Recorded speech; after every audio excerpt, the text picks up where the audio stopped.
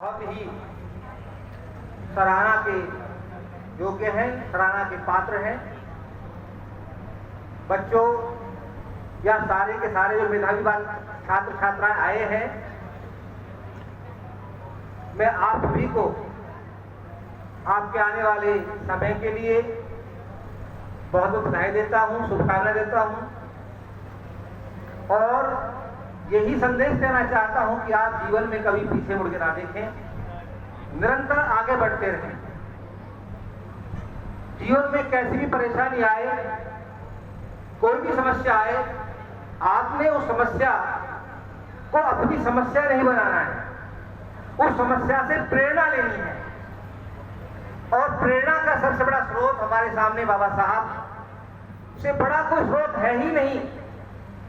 जब भी कहीं आप मुसीबत में फंसे तो आप बाबा साहब को याद करें, तो आप देखेंगे कि आप कैसे आगे बढ़ते हैं, आपके जीवन में किस तरह से एक नई रोशनी आती है।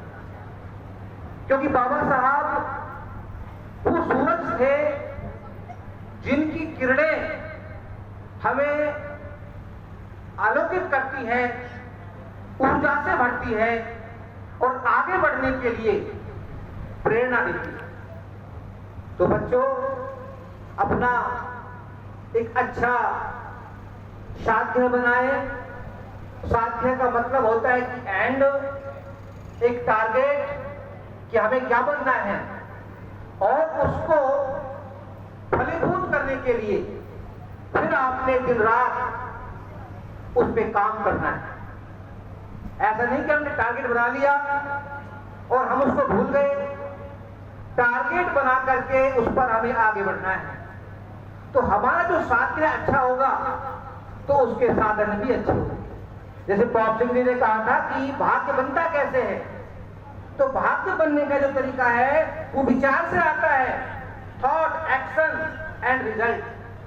पहले विचार आएगा कि हम क्या करें, जब विचार आएगा तो फिर हमारा एक्शन आएगा और जब एक्शन होगा तो उसका रिजल्ट भी आएगा। लेकिन विचार अच्छा होगा तो एक्शन भी अच्छा होगा और जब एक्शन अच्छा होगा तो रिजल्ट भी अच्छा होगा।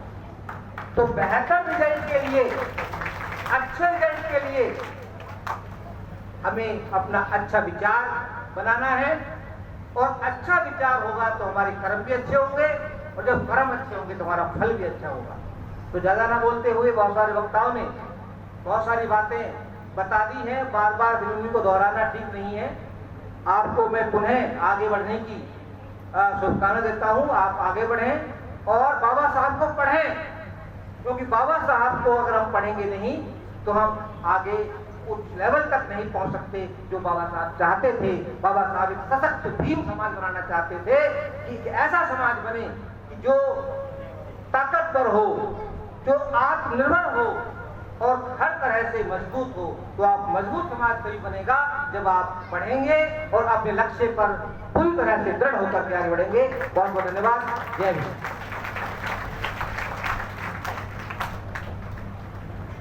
प्यारे बच्चों, जितने भी प्रभु साथी यहाँ आए हैं अपने विचार व्यक्त